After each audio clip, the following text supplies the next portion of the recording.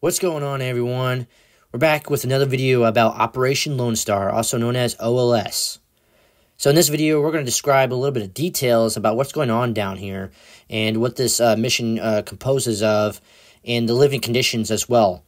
I was going on Reddit the other day and looking through the different comments and posts about OLS. And there was a lot of negative information about this mission. And I think people just complain way too much. This mission is actually pretty decent, not too bad. And in some cases, for some people, this is a really good thing to get in on. So we're going to go over everything and answer your questions and explain what this mission is. But before I do that and get into the details, I want to talk a little bit of history about LOS. The history of LOS really began around 2005 with Operation Linebacker, created by the former governor Rick Perry. I believe this name for this operation, border security in general, has changed several times. It allowed Texas to send troops, law enforcement, and resources to help secure the border. Now, the border crisis really began, I would say, in the mid-2010s. So around between 2010 and 2018 is when the border crisis really got bad. It wasn't until President Donald Trump that massive amount of resources, especially when it comes to the federal side, were sent to the border to secure the border. Now, the Texas governor, the current one, Greg Abbott, has also boosted up security on the border. And on March 6, 2021, Operation Lone Star was created. All right, let's get into the details now and answer some of your questions. First, we're going to talk about the locations that you can be stationed at along the border. You have large cities, you'll have small cities, large towns, and then you have small towns. We'll start from the top. So you got El Paso, which is a large city that has a lot of entertainment like bars and restaurants and shopping centers, large population. So if you like to go date around, you can go do that. Laredo is also I would consider it a small city. There's quite a bit to do there. And then you also have McAllen, which I think it's a little bit bigger in Laredo. Now, for something small, if you want, peace and quiet and not much to do, then you got like Del Rio, Eagle Pass, and like Brownsville and Rio Grande City. Now, Eagle Pass is special because it's constantly over the news, and there's also a large National Guard base there, or state base there, called Forward Operating Base Eagle, or known as Camp Eagle. At Camp Eagle, they have a chow hall with really good food, in my opinion. And they have MWR, they have washer and dryers, and they have cleaners that come in. And they also have portable showers, which sometimes, once in a while, they're just like freezing cold. But other than that, these small towns like Eagle Pass and Del Rio, there's not much there. There's not much entertainment.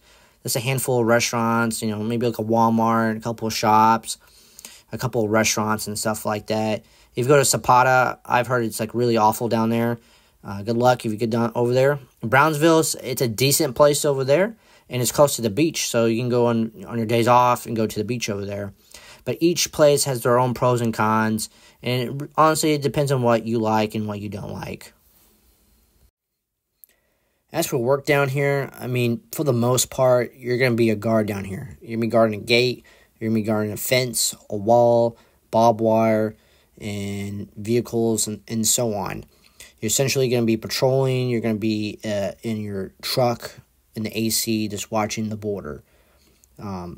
There are a few other jobs down here that you'll be doing. Maybe you could be a medic. You could be, mechanic, helicopter pilot.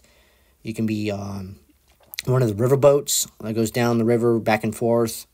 There's several positions down here that you can do, and this is not even including law enforcement or any contractors down here.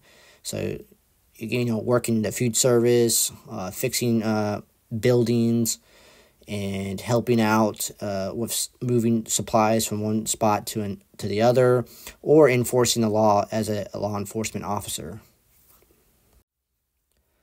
Also wanted to mention is that most of the time it's going to be very boring work down here. So if you're looking for action, it's pretty much done with. A couple of years ago when there was mass invasion going on, there were thousands of people, coming through in all directions, in all points. Yeah, it was fun to be, brush ops and be out in the bushes and hunt, or not hunt, but, look for illegal immigrants and stop human traffickers and drugs and stuff like that. But it has died down. I mean, died real down. Especially ever since President Trump was reelected again, like all across the board, border crossings are way down. So if you're looking for the entertainment, the action, it's not there anymore. We might get some things here and there, but for the most part, it's over with. You missed it. Pay and benefits. So the pay down here is like really good. Some people, have to sacrifice a few $1,000s, but I would say about most of us, the pay is like really good. You're getting paid about $90,000 as an E1 to E5. And if you're higher than that, you're getting paid close to over $100K. As an officer, you're already getting paid like $100K starting out, and it can go up to like $150,000 to $200,000. Like if you're higher enlisted than a higher officer, you're making a lot of money being down here on this deployment. Now, you also get to save some money because you get free lodging. You're either going to be sleeping in a hotel or on a campsite. You also get free food in certain locations, like Eagle Pass. If you're on the base there, you get the chow hall. Unfortunately, for some, if you're in the hotels and there's no camp nearby, you're going to have to eat out. You're going to have to eat at fast food, restaurants, or buy groceries and cook it in your hotel room, which is going to go into your money that you make.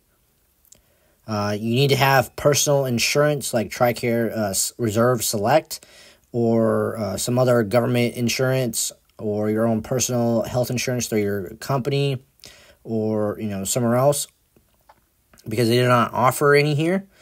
However, if you do have major injuries, let's say an illegal stabs you or you fall off a military truck, they're going to help pay for it and take care of you, and you also can get workers' comp. Sometimes in some of the locations like Camp Eagle, you can get free shows where they'll bring in like singers and stuff, so that's a cool little benefit. Unfortunately, you'll do a lot of driving from one camp to the next, one hotel to the next hotel, and driving back home and back to base. So, and they're not going to pay for gas. So it does cost a lot of bit. I would say, for me personally, it cost me about $150 to go all the way up to Dallas and back. And then, this is SAD orders, which means state active duty. This is not a federal mission.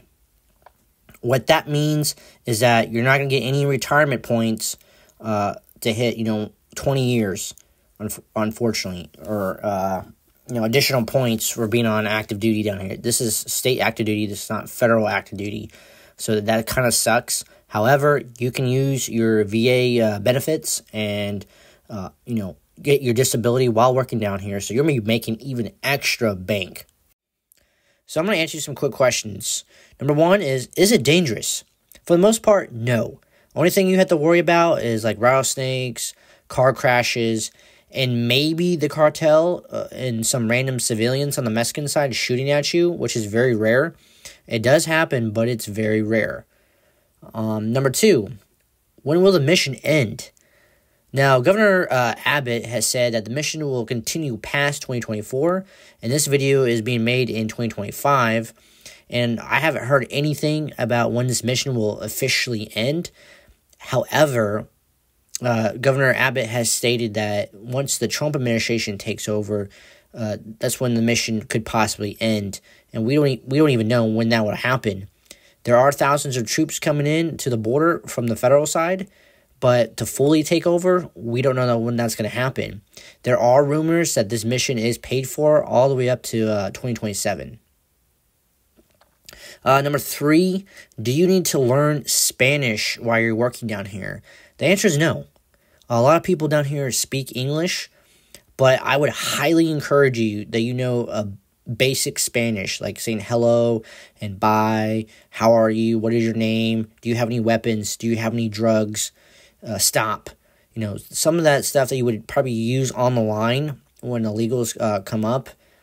But yeah, honestly, people down here are just like Americans, like you and I. They speak English. Number 4, what is the culture like? As I said just a few seconds ago, people speak Spanish and English down here. So it's a mixture of American culture and Mexican culture.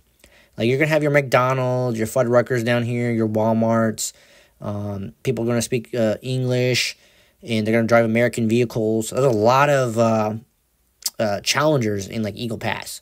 So it's very Americanized, but there's some layover of the Mexican culture from the other side. Like, there'll be several Mexican restaurants here. There'll be shops that are in Spanish, and they only speak Spanish there, and they're selling Mexican items. But for the most part, it's mostly American. They do, celebrate the July 4th down here with a big fireworks show at the border. So it's a mix, but generally American. Number 5, can I go into Mexico? The official answer is no, you cannot. I don't know the exact reasons why, but I'm going to assume it's because they don't want us, the troops, and law enforcement, to go to the other side and intermingle with the cartels and gain information from us, or be like double spies for both sides, or, something like that. So you cannot go to Mexico. If you're caught going into Mexico, you will be kicked off mission and will not be allowed to come back. Do people go into Mexico? Yes. Is there a way to go there without getting caught? Yes. I'm not going to say how. I'm just going to say you should just keep your mouth shut at all times. Number 6, can you drink while you're on mission down here? And the answer is yes, you can. But obviously you have to be off duty. You can't be doing it while at work. So yeah, I mean, you can get drunk if you want. I don't encourage it, but yes, you can get drunk, you can go party and stuff like that. Last question I'm going to say is, can I bring my personal weapons? Answer is also yes. You can bring pistols and rifles. You would not be allowed to use them on the line. You have to use the military weapons, but you cannot use them on the line. There are a couple of units that do use personals because they haven't been issued military weapons. So that is changing slowly but surely. But for the most part, you cannot use your personals. You want to have it on you while you go into town, or you want to go to the gun range, it's completely fine. I mean, you're kind of like a civilian. I mean, you're a civilian of Texas and the United States. You can carry. You just can't have it at work. Well, there you go, Defenders. I hope you liked the video. Please subscribe to the channel. Like this video if you really liked it. Ask questions down below, and we'll try to answer as much as possible. And stay tuned to our future videos. We should have about 2 per month. But other than that, thank you for watching, and you guys have a great day and stay safe out there.